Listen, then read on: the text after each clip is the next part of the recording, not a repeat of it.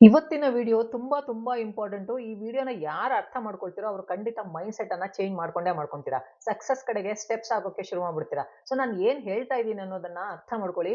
ನಮ್ಮ ಹತ್ರ ಒಂದು ಸೂಪರ್ ಪವರ್ ಇದೆ. ಆ ಸೂಪರ್ ಪವರ್ ಯಾವುದು ಅಂದ್ರೆ ಶಬ್ದಗಳು ಅಂದ್ರೆ ವರ್ಡ್ಸ್. ಪವರ್ ಆಫ್ ವರ್ಡ್ಸ್ ಅಂತ ನಾವೇನ್ ಹೇಳ್ತೀವಿ. ನಾವೇನನ್ನ ಹೇಳ್ತೀವೋ ಹಾಗೆ ನಮ್ಮ ಲೈಫು ಕ್ರಿಯೇಟ್ ಆಗ್ತಾ ಹೋಗುತ್ತೆ. ಬಟ್ ಅನ್ಫಾರ್ಚುನೇಟ್ಲಿ 99% ಜನ ಈ ಒಂದು ಸೂಪರ್ ಪವರ್ ಅನ್ನ ದುರುಪಯೋಗ ಮಾಡ್ಕೊಳ್ತಾನೆ ಇರ್ತಾರೆ. ಅಂಡ್ ನೆಗೆಟಿವ್ ಇಂಪ್ಯಾಕ್ಟ್ ಅನ್ನ ಮಾಡ್ಕೊಳ್ಳೋದೇ ಜಾಸ್ತಿ. ಅರ್ಥ ಮಾಡ್ಕೊಳ್ಳಿ, ನಮ್ಮ ಥಾಟ್ಸ್ ಹೇಗಿರುತ್ತೆ ಹಾಗೇನೆ ನಮ್ಮ ಪದಗಳು ಕೂಡ ಇರುತ್ತೆ. ನಾನು ಏನನ್ನ ಯೋಚಿಸ್ತೀನಿ ಹಾಗೆ ನನ್ನ ಮಾತುಗಳು ಕೂಡ ಇರುತ್ತೆ. ಹೇಗ ನನ್ನ ಮಾತುಗಳಿರುತ್ತೆ ಹಾಗೇನೆ ನನ್ನ ಪ್ರಪಂಚ, ಹೊರಗಡೆ ಪ್ರಪಂಚ ಕ್ರಿಯೇಟ್ ಆಗುತ್ತೆ. ಅದನ್ನ ನೀವು ಅರ್ಥ ಮಾಡ್ಕೋಬೇಕು. ಅದು ಒಂದೊಂದಕ್ಕೆ ಲಿಂಕು. ಫಸ್ಟು ನಾನು ಯೋಚನೆ ಮಾಡ್ತೀನಿ, ನಂತರ ಮಾತಾಡ್ತೀನಿ, ನಂತರ ನನ್ನ ಪ್ರಪಂಚ ಕ್ರಿಯೇಟ್ ಆಗುತ್ತೆ. ಔಟರ್ ವರ್ಲ್ಡ್ ಕ್ರಿಯೇಟ್ ಆಗೋದೇ ನಮ್ಮ ಮಾತುಗಳಿಂದ. ನೀವಿದನ್ನ ಒಪ್ಪಿದ್ರು ಅಷ್ಟೇ, ಇದನ್ನ ನೀವು ಒಪ್ಪಿಲ್ಲ ಅಂದ್ರೂ ಅಷ್ಟೇ. ನಮ್ಗೆಲ್ಲ ಗೊತ್ತಿದೆ, ಎಲ್ರೂ ಹೇಳ್ತಾ ಇರ್ತಾರೆ ನಾವು ಪಾಸಿಟಿವ್ ಮಾತಾಡ್ಬೇಕು, ನೆಗೆಟಿವ್ ಥಿಂಕ್ ಮಾಡ್ಲೇಬಾರ್ದು, ಪಾಸಿಟಿವ್ ಥಿಂಕ್ ಮಾಡ್ಬೇಕು. ಆದ್ರೆ ನಾವು ಹೀಗ್ ಮಾಡ್ತೀವಾ? ನಮಗ್ ಗೊತ್ತು. ಆದ್ರೂ ಕೂಡ ನಾವು ಪಾಸಿಟಿವ್ ಆಗಿ ಇರಲ್ಲ, ನೆಗೆಟಿವ್ ಆಗೇ ಇರ್ತೀವಿ. ಎಲ್ಲಾದ್ರಲ್ಲೂ ನೆಗೆಟಿವಿಟಿನ ನೋಡ್ತೀವಿ. ಯಾರಾದ್ರೂ ಒಂದು ಒಳ್ಳೇದನ್ನ ಹೇಳ್ಕೊಟ್ರೆ ಅದ್ರಲ್ಲೂ ನೆಗೆಟಿವಿಟಿನ ನೋಡೋದಕ್ಕೆ ಹೋಗ್ತೀವಿ. ಬಿಕಾಸ್ ನಮ್ಮ ಮೈಂಡ್ ಒಂಥರ ಮಂಕಿ ಮೈಂಡ್. ನಮ್ಮ ಮೈಂಡ್ ಏನಾಗಿದೆ, ಅದು ತುಂಬಾ ಒಂದು ಚಂಚಲ ಆಗ್ಬಿಟ್ಟಿದೆ. ಸ್ಥಿರತೆ ಅನ್ನೋದೇ ಇಲ್ಲ. ಇದು ಹ್ಯೂಮನ್ ಟೆಂಡೆನ್ಸಿ ಕಾಮನ್. ಆದ್ರೆ ಡೆಲಿಬ್ರೇಟ್ ಆಗಿ ನಾವು ನಮ್ಮ ಮೈಂಡ್ ಅನ್ನ ಕಂಟ್ರೋಲ್ ತಗೋಬೇಕು. ಯಾಕಂದ್ರೆ ಒಬ್ಬ ಮನುಷ್ಯನಲ್ಲಿ ಒಂದು ದಿನಕ್ಕೆ 6,000ದಿಂದ 60,000 ತನಕ ಯೋಚನೆಗಳು ಬಂದೋಗುತ್ತೆ. ಅದರಲ್ಲಿ ರಿಪಿಟೇಟಿವ್ ಥಿಂಕಿಂಗ್ಸೇ ಜಾಸ್ತಿ. ಹೊಸದಲ್ಲ, ರಿಪೀಟ್ ಆಗ್ತಾನೆ ಇರುತ್ತೆ. ಯಾರೇನೋ ಹೇಳಿದ್ರು ಅದನ್ನ 100 ಸರಿ ಯೋಚನೆ ಮಾಡೋದು. ಯಾರೇನೋ ನೆಗೆಟಿವ್ ಆಗಿ ಮಾತಾಡಿದ್ರೆ ಅದನ್ನ 100 ಸರಿ ಯೋಚನೆ ಮಾಡೋದು. ಹೀಗೆ ರಿಪಿಟೇಟಿವ್ ಥಿಂಕಿಂಗ್ಸು ಜಾಸ್ತಿ ಇದೆ ಮನುಷ್ಯನಲ್ಲಿ. ನಮಗ್ ಗೊತ್ತು ನಾವು ಕಾನ್ಷಿಯಸ್ ಆಗಿ ಸರಿಯಾಗಿ ಮಾತಾಡ್ಬೇಕು ಅಂತ. ಯಾಕೆಂದ್ರೆ ನಾನ್ ಚೆನ್ನಾಗಿ ಮಾತಾಡಿದ್ರೆ ನನ್ನ ಲೈಫ್ ಚೆನ್ನಾಗಿರುತ್ತೆ. ನಮಗ್ ಗೊತ್ತಿರುತ್ತೆ ಪಾಸಿಟಿವ್ ಆಗಿದ್ರೆ ನನಗೆ ಪಾಸಿಟಿವ್ ರಿಸಲ್ಟ್ ಸಿಗುತ್ತೆ ಅಂತ. ಆದ್ರೂನು ನಾವು ಅದನ್ನ ಮಾಡೋದಿಲ್ಲ. ಏನ್ ಹೇಳ್ತೀವಿ? ಏನಾದ್ರೂ ಒಂಚೂರು ಪ್ರಾಬ್ಲಮ್ ಬಂದ ತಕ್ಷಣ ನಾವೇನ್ ಮಾಡ್ತೀವಿ? ಅಯ್ಯೋ ನನ್ ಲಕ್ಕೇ ಸರಿ ಇಲ್ಲ. ನನ್ ಬರೀ ಬ್ಯಾಡ್ ಲಕ್ಕು. ನನ್ನ ಲೈಫಲ್ಲಿ ಬರೀ ಕೆಟ್ಟದೇ ಆಗ್ತಾ ಇರುತ್ತೆ. ಇಷ್ಟೊಂದು ಪಾಪ್ಯುಲೇಷನ್ ಇದೆ. ನನಗೆಲ್ಲಿ ಕೆಲಸ ಸಿಗುತ್ತೆ? ನಮ್ ಸಿಸ್ಟಮ್ಮೇ ಸರಿ ಇಲ್ಲ. ಎಲ್ಲಿ ನೋಡಿದ್ರು ಮೋಸ, ಎಲ್ಲಿ ನೋಡಿದ್ರು ಕೆಟ್ಟೋರು. ನಾನು ಡಿಸರ್ವೇ ಮಾಡಲ್ಲ ಒಳ್ಳೆ ಜೀವನಕ್ಕೆ. ಅವ್ರು ನೋಡಿ ಎಷ್ಟು ಬ್ಯೂಟಿಫುಲ್ ಆಗಿದ್ದಾರೆ. ನಾನ್ ನೋಡಿ ಎಷ್ಟು ಕೆಟ್ಟದಾಗಿದ್ದೀನಿ. ಅವ್ರು ನೋಡಿ ಎಷ್ಟು ವೈಟ್ ಆಗಿದ್ದಾರೆ. ನಾನ್ ನೋಡಿ ಎಷ್ಟು ಡಾರ್ಕ್ ಆಗಿದ್ದೀನಿ. ನಾನು ಒಳ್ಳೆ ಜಾಬ್‌ಗೆ ಡಿಸರ್ವೇ ಮಾಡೋದಿಲ್ಲ. ನಂಗೆ ಬರೀ ಕಷ್ಟಗಳೇ ಬರ್ತಾ ಇರುತ್ತೆ ಲೈಫಲ್ಲಿ. ನಾನು ಒಳ್ಳೆ ಸ್ಯಾಲರಿಗೂ ಡಿಸರ್ವ್ ಮಾಡೋದಿಲ್ಲ. ನನ್ನ ಜನ್ಮನೇ ಹೀಗೆ. ನನ್ನ ಹಣೆಯಲ್ಲಿ ಬರ್ದಿರೋದೇ ಹೀಗೆ. ಶ್ರೀಮಂತಿಕೆ ಅನ್ನೋದು ನನ್ನ ಹಣೆಯಲ್ಲಿ ಬರ್ದೇ ಇಲ್ಲ. ಹೀಗೆ ಬರೀ ಕಷ್ಟದಲ್ಲೇ ಕಳ್ದ್ಬಿಟ್ಟು ನಾನು ಒಂದ್ ದಿವಸ ಹೋಗ್ಬಿಡ್ತೀನಿ. ಇದೇ ತರ ಮಾತುಗಳನ್ನ ಇಡೀ ದಿನ ಮಾತಾಡ್ದಲೇ ಇದ್ರು ಥಿಂಕ್ ಇದೇ ತರ ಇರುತ್ತೆ. ಬರೀ ಇದೇ ತರ ನೆಗೆಟಿವ್ ಮಾತಾಡ್ತಾ ಇರ್ತೀವಿ, ಇಲ್ಲ ಥಿಂಕ್ ಮಾಡ್ತಾ ಇರ್ತೀವಿ. ಗೊತ್ತಿದ್ದೋ ಗೊತ್ತಿಲ್ದೋ ಜೋಕಾಗಿ ಕೂಡ ನಾವು ಇದನ್ನ ಮಾತಾಡ್ತಾ ಇರ್ತೀವಿ. ಸೊ ಹೇಗೆ ನನ್ನ ಥಾಟ್ಸ್ ಇರುತ್ತೆ, ಹಾಗೆ ನನ್ನ ಪದಗಳು. ಹೇಗೆ ನನ್ನ ಪದಗಳಿರುತ್ತೆ ಹಾಗೆ ನನ್ನ ಪ್ರಪಂಚ ಕ್ರಿಯೇಟ್ ಆಗತ್ತೆ. ದಯವಿಟ್ಟು ಅರ್ಥ ಮಾಡ್ಕೊಳ್ಳಿ. ನಿಮ್ಮ ಜೊತೆ ನೀವು ಶಾಂತಿಯಿಂದ ಕುತ್ಕೊಳ್ಳಿ ಅಂಡ್ ಥಿಂಕ್ ಮಾಡಿ. ನಾನು ಏನ್ ಯೋಚಿಸ್ತಾ ಇದ್ದೀನಿ, ನಾನು ಏನ್ ಮಾತುಗಳನ್ನ ಆಡ್ತಾ ಇದ್ದೀನಿ, ಯಾಕೆ ಹೀಗೆ ನನ್ನ ಮೈಂಡಲ್ಲಿ ನೆಗೆಟಿವ್ ವಿಚಾರಗಳು, ಬರೀ ನೆಗೆಟಿವ್ ಪದಗಳು, ಎಲ್ಲರ ಮೇಲೂ ಬರೀ ನೆಗೆಟಿವ್ ಫೀಲಿಂಗ್ಸ್ ಯಾಕೆ ನನಗೆ ಬರ್ತಾ ಇದೆ? ಇದನ್ನ ಯೋಚಿಸುವಾಗ ನಿಮ್ಮ ಬಾಲ್ಯಕ್ಕೆ ಸ್ವಲ್ಪ ಹೋಗಿ, ನಿಮ್ಮ ಕಂಡೀಷನಿಂಗು ಆ ಟೈಮಲ್ಲಿ ಹೇಗಾಗಿರುತ್ತೋ, ಅದು ಪಾಸಿಟಿವ್ ಆಗಿರುತ್ತೋ ಅಥವಾ ನೆಗೆಟಿವ್ ಆಗಿರುತ್ತೋ ಅಂತ ಯೋಚನೆ ಮಾಡಿ. ಯಾಕೆಂದ್ರೆ ಯಾವುದೇ ಮಕ್ಕಳ ಕಂಡೀಷನಿಂಗ್ ಅಂದ್ರೆ ಸಬ್ಕಾನ್ಷಿಯಸ್ ಮೈಂಡ್ ಕಂಡೀಷನಿಂಗ್ ಪ್ರೋಗ್ರಾಮಿಂಗ್ ಏನಿದೆ, ಅದು 1 ವರ್ಷದಿಂದ 7 ವರ್ಷದವರೆಗೆ ಆ ಮಗುವಿನ ಮೈಂಡು ಕಂಡೀಷನ್ ಆಗ್ತಾ ಇರುತ್ತೆ. ಆ ಮಗುಗೆ ಹೇಗೆ ಎನ್ವಿರಾನ್ಮೆಂಟ್ ಸಿಗುತ್ತೆ, ಪೇರೆಂಟ್ಸ್ ಹೇಗೆ ಅದನ್ನ ನೋಡ್ಕೊಳ್ತಾರೆ, ಹೇಗೆ ಮಾತಾಡ್ತಾ ಇರ್ತಾರೆ, ಹಾಗೇನೆ ಅದರ ಕಂಡೀಷನ್ನು ಆಗ್ತಾ ಬರುತ್ತೆ. ಥಾಟ್ ಪ್ರೊಸೆಸ್ಸು ಅದೇ ತರ ಬಿಲ್ಡ್ ಆಗುತ್ತೆ. ತುಂಬಾ ಪೇರೆಂಟ್ಸ್ ಹೇಳೋದನ್ನ ಕೇಳಿದೀನಿ. ಹಣ ಏನು ಮರದಲ್ಲಿ ಬಿಡುತ್ತಾ? ಹಣ ಗಳಿಸೋದು ತುಂಬಾ ಕಷ್ಟ. ಎಷ್ಟು ಕಷ್ಟದಿಂದ ಜೀವನ ಮಾಡ್ತಿದ್ದೀವಿ. ಜೀವನ ಮಾಡೋದೇ ತುಂಬಾ ಕಷ್ಟ. ಜೀವನನೇ ಒಂದು ಹೋರಾಟ. ತುಂಬಾ ಸ್ಟ್ರಗಲ್ ಮಾಡ್ಬೇಕು. ಈ ತರ ನೀವು ಮಾತಾಡ್ತಾ ಇದ್ರೆ ಮಗುಗೆ ಭಯ ಆಗೋದಕ್ಕೆ ಶುರು ಆಗುತ್ತೆ. ಸೊ ಆ ಮಗು ದೊಡ್ಡದಾದ್ಮೇಲೆ ಲೈಫಲ್ಲಿ ಸ್ಟ್ರಗಲ್‌ನೇ ನೋಡ್ಕೊಂಡ್ ಬರುತ್ತೆ. ಯಾಕಂದ್ರೆ ಇದು ಸೈನ್ಸು. ಅದರ ಮೈಂಡು ಅದೇ ತರ ಕಂಡೀಷನ್ ಅನ್ನ ಅಬ್ಸರ್ವ್ ಮಾಡ್ಕೊಳ್ಳುತ್ತೆ. ಇಲ್ಲೊಂದು ಕಥೆನ ಹೇಳ್ತೀನಿ ನಿಮಗೆ. ಒಂದು ಮಗು ಇರುತ್ತೆ. ಅದಕ್ಕೆ ಸೂಪರ್ ಮ್ಯಾನ್ ಕ್ಯಾರೆಕ್ಟರ್ ಅಂದ್ರೆ ತುಂಬಾ ಇಷ್ಟ.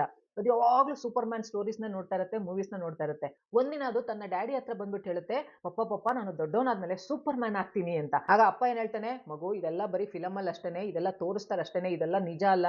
ನೀನು ಓದ್ಕೊಂಡ್ರೆ ನಿನಗೆ ಗವರ್ನಮೆಂಟ್ ಜಾಬ್ ಸಿಗುತ್ತೆ. ಹೋಗ್ ಓದ್ಕೋ ಹೋಗು. ಇದನ್ನೆಲ್ಲ ನಂಬೇಡ" ಅಂತ ಹೇಳ್ತಾನೆ. ಆಗ ಮಗುಗೆ ಒಂಥರ ಬೇಜಾರಾಗ್ಬಿಡುತ್ತೆ. ಅದಕ್ಕೆ ಮನ್ಸು ಒಡೆದೋಗ್ಬಿಡುತ್ತೆ. ಅಯ್ಯೋ ಹೌದಾ, ನಾನು ಇಷ್ಟೆಲ್ಲ ಸೂಪರ್ ಮ್ಯಾನ್ ಆಗ್ಬೇಕು ಅಂತಿದ್ದೆ. ಅಪ್ಪ ನೋಡಿದ್ರೆ ಇದೆಲ್ಲ ಸುಳ್ಳು ಅಂತ ಹೇಳ್ತಾರಲ್ಲ ಅದಕ್ಕೆ ಬೇಜಾರಾಗ್ಬಿಡುತ್ತೆ. ಅದು ಹಂಗೆ ಮನ್ಸಲ್ಲಿ ಕೂತ್ಕೊಂಡ್ಬಿಡುತ್ತೆ. ಅಪ್ಪ ಈಗ ಹೇಳ್ಬೋದಿತ್ತಲ್ವಾ, "ಮಗು ನೀನು ಸೂಪರ್ ಮ್ಯಾನ್ ಆಗ್ಬೇಕಾ? ಖಂಡಿತ ಆಗ್ಬೋದು. ದೊಡ್ಡವನಾದ್ಮೇಲೆ ನೀನು ಪೈಲಟ್ ಆಗ್ಬೇಕು. ಚೆನ್ನಾಗಿ ಓದಿ ನೀನು ಪೈಲಟ್ ಆದ್ರೆ ಏರ್ ಫೋರ್ಸ್ ಪೈಲಟ್ ಆಗ್ಬಿಟ್ರಂತೂ ನೀನು ಗಾಳಿಯಲ್ಲಿ ಸೂಪರ್ ಮ್ಯಾನ್ ತರ ಹಾರಾಡ್ಬೋದು. ವೈರಿಗಳನ್ನ ಹೊಡೆದಾಕ್ಬೋದು. ದೇಶವನ್ನ ರಕ್ಷಿಸ್ಬೋದು. ನೀನು ಸೂಪರ್ ಮ್ಯಾನ್ ಆಗ್ಲೇಬೇಕು ಮಗು. ನೀನು ಆಗು, ಖಂಡಿತ ಆಗ್ತೀಯಾ. ಅದಕ್ಕೆ ನೀನು ಚೆನ್ನಾಗಿ ಓದ್ಬೇಕು. ಪೈಲಟ್ ಆಗ್ಬೇಕು" ಅಂತ. ಆಗ ಮಗುಗೆ ಉತ್ಸಾಹ ಇರ್ತಾ ಇತ್ತು. ಕಾನ್ಫಿಡೆನ್ಸ್ ಜಾಸ್ತಿ ಆಗ್ತಾ ಇತ್ತು. ಮುಂದೆ ಅವನು ಏರ್ ಫೋರ್ಸ್ ಪೈಲಟ್ ಕೂಡ ಆಗ್ಬೋದಾಯ್ತು. ಇದೇ ಡಿಫರೆನ್ಸು ಮಾತುಗಳನ್ನ ಆಡೋದ್ರಿಂದ ಆಗೋದು. ನೀವ್ ಅರ್ಥ ಮಾಡ್ಕೊಳ್ಳಿ, ನೀವೇನಾದ್ರೂ ಪೇರೆಂಟ್ ಆಗಿದ್ರೆ ತಿಳ್ಕೊಳ್ಳಿ, ನಿಮ್ಮ ಮಗುನ ಹೇಗೆ ನರಿಶ್ ಮಾಡ್ತಾ ಇದ್ದೀರಾ ಅನ್ನೋದನ್ನ ಅರ್ಥ ಮಾಡ್ಕೊಳ್ಳಿ. ಇಲ್ಲ ನೀವೇನಾದ್ರೂ ಟೀನೇಜರ್ಸ್ ಆಗಿದ್ರೆ ಅಥವಾ ನಿಮ್ಮ ಏಜ್ ಯಾವುದೇ ಇರ್ಲಿ, ನಿಮ್ಮ ಲೈಫು ನಡೀತಾ ಇರೋದು ನಿಮ್ಮ ಥಾಟ್ ಇಂದ, ನಿಮ್ಮ ಮಾತುಗಳಿಂದ. ಈ ನಿಮ್ಮ ಥಾಟ್ ಇಂದ ಬಾಯಲ್ಲಿ ಪದಗಳು ಬರ್ತಾ ಇರುತ್ತಲ್ಲ, ಕಾನ್ಶಿಯಸ್ ಆಗೋ ಸಬ್ ಕಾನ್ಶಿಯಸ್ ಆಗೋ ಮಾತಾಡ್ತಾನೆ ಇರ್ತಿರಲ್ಲ ಅಥವಾ ತಮಾಷೆಗೆ ಮಾತಾಡ್ತಾ ಇರ್ತಿರಲ್ಲ, ಅದೇ ನಿಮ್ಮ ಲೈಫ್ನ ಫೌಂಡೇಶನ್ ಆಗತ್ತೆ. ಅಲ್ಲಿಂದಾನೇ ನಿಮ್ಮ ಲೈಫು ಕ್ರಿಯೇಟ್ ಆಗೋದು. ಹಾಗಾದ್ರೆ ಆ ಥಾಟ್ಸ್ ಅನ್ನ ನಾವು ಚೇಂಜ್ ಮಾಡೋಕೆ ಆಗಲ್ವಾ? ನಮ್ಮ ಪದಗಳನ್ನ ಚೇಂಜ್ ಮಾಡೋದಕ್ಕಾಗಲ್ವಾ? 100% ಆಗತ್ತೆ. ನೀವು ಪ್ರಯತ್ನ ಮಾಡಬೇಕು. ಎಲ್ರೂ ಹೇಳ್ತಾರಲ್ವಾ ಅಫರ್ಮೇಷನ್ಸ್‌ನ ಹೇಳ್ಕೊಳ್ಳಿ, ಅಫರ್ಮೇಷನ್ಸ್‌ನ ಪಾಸಿಟಿವ್ ಅಫರ್ಮೇಷನ್ಸ್‌ನ ಹೇಳ್ಕೊಳ್ಳಿ ಅಂತ.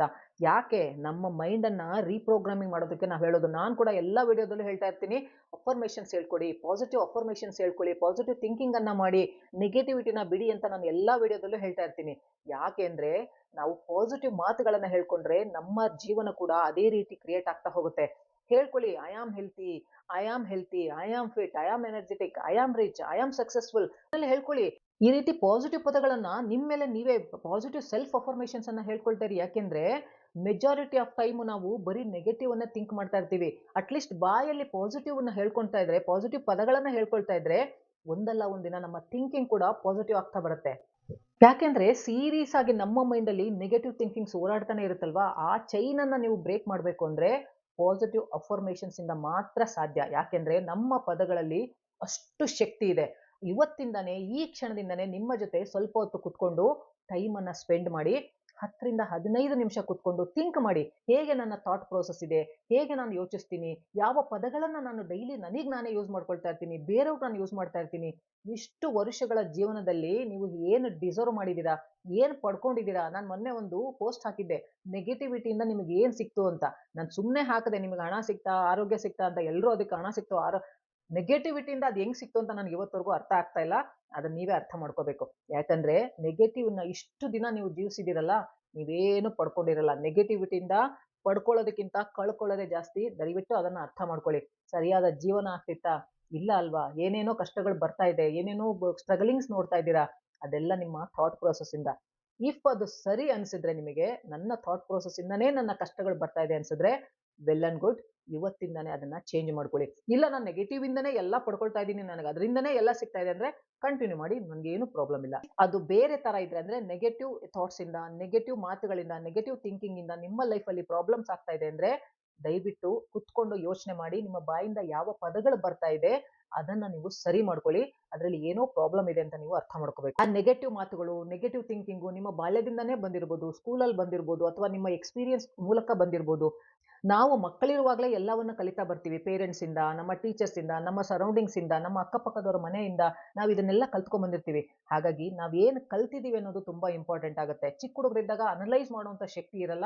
ಹಾಗಾಗಿ ಎಲ್ಲದನ್ನು ಅಬ್ಸರ್ವ್ ಮಾಡ್ಕೊಂಡ್ ಬಂದಿರ್ತೀವಿ. ಬಟ್ ಈಗ ಒಂದು ಪ್ರೌಢತೆನ ನಾವು ತಗೊಂಡಾಗ, ಕುತ್ಕೊಂಡು ಯೋಚನೆ ಮಾಡುವಂತ ಶಕ್ತಿ ಇರುವಾಗ ಕುತ್ಕೊಂಡು ಯೋಚನೆ ಮಾಡಿ, ನನ್ನ ಥಾಟ್ ಪ್ರೊಸೆಸ್ ಹೇಗಿದೆ, ನಾನು ಪಾಸಿಟಿವ್ ಆಗಿ ಯೋಚನೆ ಮಾಡ್ತೀನಾ ಅಥವಾ ನೆಗೆಟಿವ್ ಆಗಿ ಯೋಚನೆ ಮಾಡ್ತೀನಾ, ಪಾಸಿಟಿವ್ ಯೋಚನೆ ಮಾಡಿದ್ರೆ ನನಗೆ ಏನೇನೆಲ್ಲ ಬೆನಿಫಿಟ್ಸ್ ಇದೆ, ನೆಗೆಟಿವ್ ಆಗಿ ಯೋಚನೆ ಮಾಡಿದ್ರೆ ನಾನು ಏನೇನೆಲ್ಲ ಕಳ್ಕೊಳ್ತಾ ಇದ್ದೀನಿ. ದಯವಿಟ್ಟು ಅದನ್ನ ಒಂದ್ಸತಿ ಅನಲೈಸ್ ಮಾಡ್ಕೊಳ್ಳಿ. ನಿಮಗೆ ಪೇರೆಂಟ್ ಆಗ್ಬೇಕು, ನಿಮಗ್ ನೀವೇ ಬೆಸ್ಟ್ ಫ್ರೆಂಡ್ ಆಗ್ಬೇಕು, ನಿಮಗ್ ನೀವೇ ಟೀಚರ್ ಆಗ್ಬೇಕು. ಯಾಕೆಂದ್ರೆ ಯಾರು ನಮ್ಮನ್ನ ತಿದ್ದೋದಕ್ಕೆ ಸಾಧ್ಯ ಇಲ್ಲ. ಯಾಕೆಂದ್ರೆ ನಮ್ಮನ್ನ ನಾವೇ ತಿದ್ದುಕೋಬೇಕು. ಹೊರಗಡೆಯಿಂದ ನಿಮಗೆ ಎಷ್ಟೇ ಜನ ಹೇಳಿದ್ರು ಅದು ಇಲ್ಲಿ ರಿಯಲೈಸ್ ಆಗೋವರೆಗೂ ನಾವು ಚೇಂಜ್ ಆಗಲ್ಲ. ಇವತ್ತಿಂದಾನೇ ನಿಮ್ಮ ಥಾಟ್ ಪ್ರೊಸೆಸ್ನ ಚೇಂಜ್ ಮಾಡ್ಕೊಳ್ಳಿ. ನಿಮ್ಮ ಪದಗಳನ್ನ ಕಾನ್ಶಿಯಸ್ ಆಗಿ ಆಡೋದಕ್ಕೆ ಶುರು ಮಾಡಿ. ಅಯ್ಯೋ ಯೋಚನೆ ಮಾಡಿ ಮಾಡಿ ಮಾತಾಡೋಕ್ಕಾಗತ್ತಾ ಮೇಡಮ್ ಅಂದ್ರೆ ಖಂಡಿತ ಮಾಡಲೇಬೇಕು. ನಾವು ಯಾರನ್ನಾರು ನೋಡಿದ್ರೆ ಅವ್ನು ತುಂಬಾ ತೂಕದ ವ್ಯಕ್ತಿಯಪ್ಪ ಅಂತೀವಲ್ವಾ. ತೂಕದ ವ್ಯಕ್ತಿ ಅಂದ್ರೆ ಏನು? ತಿಂದು ತಿಂದು ಚೆನ್ನಾಗಿ ದಪ್ಪಗೆ ಗುಂಡುಗಿರೋರು ಅಂತನಾ? ಖಂಡಿತ ಅಲ್ಲ. ಅವರ ಮಾತುಗಳು ತೂಕಬದ್ಧವಾಗಿರುತ್ತೆ. ಒಂದು ಮಾತಾಡಿದ್ರು ಅದರಲ್ಲಿ ತೂಕ ಇರುತ್ತೆ, ಹಲವಾರು ಅರ್ಥಗಳಿರುತ್ತೆ. ಅಂಥವ್ರಿಗೆ ನಾವು ತೂಕದ ವ್ಯಕ್ತಿ ಅಂತೀವಿ, ತಿಂದು ತಿಂದು ದಪ್ಪಗಿರೋರ್ಗಲ್ಲ. ಯಾಕಂದ್ರೆ ವಯಸ್ಸಾದ್ರೆ ಪ್ರೌಢತೆ ಬರುತ್ತೆ ಅಂತ ನಾವು ಹೇಳ್ತೀವಿ. ಆದ್ರೆ ವಯಸ್ಸಾದ್ಮೇಲೆ ಎಲ್ರಿಗೂ ಪ್ರೌಢತೆ ಬರಲ್ಲ. ಲೂಸ್ ಟಂಗು ತುಂಬಾ ಜನಕ್ಕಿರುತ್ತೆ. ಹಾಗಾಗಿ ಆ ಲೂಸ್ ಟಂಗ್ ಅನ್ನ ಇವತ್ತೇ ಬಿಟ್ಬಿಡಿ. ಯಾವಾಗ ನಾವು ಅವೇರ್ ಆಗಿ ಕಾನ್ಶಿಯಸ್ ಇಂದ ನಮ್ಮ ಪದಗಳನ್ನ ಸರಿ ಮಾಡ್ಕೊಂಡ್ ಬರ್ತೀವಿ, ಕಾನ್ಶಿಯಸ್ ಇಂದ ಪಾಸಿಟಿವ್ ಪದಗಳನ್ನ ಯೂಸ್ ಮಾಡೋದಕ್ಕೆ ಶುರು ಮಾಡ್ತೀವಿ, ನಮ್ಮ ಥಾಟ್ ಪ್ರೊಸೆಸ್ಸು ಅದೇ ಡೈರೆಕ್ಷನ್ ನಲ್ಲಿ ಹೋಗುತ್ತೆ. ದಯವಿಟ್ಟು ಅರ್ಥ ಮಾಡ್ಕೊಳ್ಳಿ. Fake it till you make it. ಆಗ ಏನಾಗುತ್ತೆ, ಅದೇ ತರ ಸರ್ಕಮ್ಸ್ಟೆನ್ಸಸ್ಸು, ಅದೇ ತರ ಆಪರ್ಚುನಿಟೀಸ್ ಬರೋದಕ್ಕೆ ಶುರು ಆಗುತ್ತೆ. ಅದೇ ತರಹದ ಜನಗಳು ಸಿಗ್ತಾ ಹೋಗ್ತಾರೆ. ಒಂದು ಯೋಚನೆ ಮಾಡಿ, ನೀವು ಯಾವಾಗ್ಲೂ ಸ್ಯಾಡ್ ಆಗಿ, ಕಿರಿಕಿರಿಯ ನೆಗೆಟಿವ್ ಮೈಂಡ್‌ಸೆಟ್ ಇಟ್ಕೊಂಡು, ನೆಗೆಟಿವ್ ಮಾತಾಡ್ತಾ ಇದ್ರೆ, ನಿಮ್ ಜೊತೆ ಯಾರು ತುಂಬಾ ದಿನ ಇರೋದಕ್ಕೆ ಇಷ್ಟಪಡ್ತಾರೆ? ಯೋಚನೆ ಮಾಡಿ. ಯಾರು ನೆಗೆಟಿವ್ ಜನದ ಜೊತೆಗೆ ಯಾರು ಇರೋದಕ್ಕೆ ಇಷ್ಟಪಡಲ್ಲ. ಅದೇ ಪಾಸಿಟಿವ್ ಆಗಿದ್ರೆ, ನೀವು ಉತ್ಸಾಹದಿಂದಿದ್ರೆ, ಪ್ರೀತಿಯನ್ನ ತುಂಬಿಕೊಂಡಿದ್ರೆ, ನಿಮ್ಮ ಜೊತೆ ಇರೋದಕ್ಕೆ, ನಿಮ್ ಜೊತೆ ಮಾತಾಡೋದಕ್ಕೆ ಜನ ಇಷ್ಟಪಡ್ತಾರೆ. ಹಾಗಾಗಿ ಆ ಪ್ರೀತಿಯನ್ನ ನೀವು ಒಳಗಡೆ ತುಂಬ್ಕೋಬೇಕು ಅಂದ್ರೆ, ನಿಮ್ಮ ಪದಗಳು ಚೇಂಜ್ ಆಗ್ಬೇಕು. ನಿಮ್ಮ ಥಾಟ್ ಪ್ರೊಸೆಸ್ಸು ಚೇಂಜ್ ಆಗ್ಬೇಕು. ನಾವ್ ಯಾವಾಗ ಪಾಸಿಟಿವ್ ಥಿಂಕಿಂಗ್ಸ್ ಅನ್ನ ಬೆಳೆಸ್ಕೊಳ್ತೀವಿ, ಪಾಸಿಟಿವ್ ಮಾತುಗಳನ್ನ ಮಾತಾಡೋದಕ್ಕೆ ಶುರು ಮಾಡ್ತೀವಿ, ಆಗ ಅದೇ ತರದ ಸರ್ಕಮ್‌ಸ್ಟಾನ್ಸಸ್ಸು, ಅದೇ ತರದ ಆಪರ್ಚುನಿಟೀಸು, ಅದೇ ತರದ ಜನ ನಮಗೆ ಸಿಗ್ತಾ ಹೋಗ್ತಾರೆ. ಅವರು ನಮಗೆ ಹೆಲ್ಪ್ ಮಾಡ್ಬೋದು. ನೀವು ಸಕ್ಸಸ್ ಆಗೋದಕ್ಕೆ ಅವರು ನಿಮಗೆ ಸಪೋರ್ಟಿವ್ ಆಗಿ ನಿಂತ್ಕೋಬಹುದು. ಒಂದು ದಿನ ನೀವು ಸಕ್ಸಸ್‌ಫುಲ್ ಆದಾಗ, ಅಲ್ಲಿಂದ ನೀವು ವಾಪಸ್ ನೋಡಿದಾಗ ನಿಮಗೆ ನೀವೇ ಥ್ಯಾಂಕ್ಸ್ ಹೇಳ್ಕೊಳ್ತೀರಾ, ನನಗೂ ಥ್ಯಾಂಕ್ಸ್ ಹೇಳ್ತೀರಾ. ಈ ವಿಡಿಯೋನ ನೋಡಿ ನನ್ನ ಮೈಂಡ್‌ಸೆಟ್ ಚೇಂಜ್ ಮಾಡ್ಕೊಂಡೆ.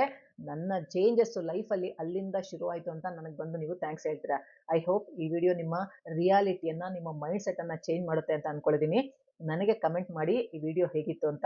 ಸಜೆಷನ್ಸ್ ಇದ್ರೆ ದಯವಿಟ್ಟು ಕಮೆಂಟ್ ಅಲ್ಲಿ ತಿಳಿಸಿ.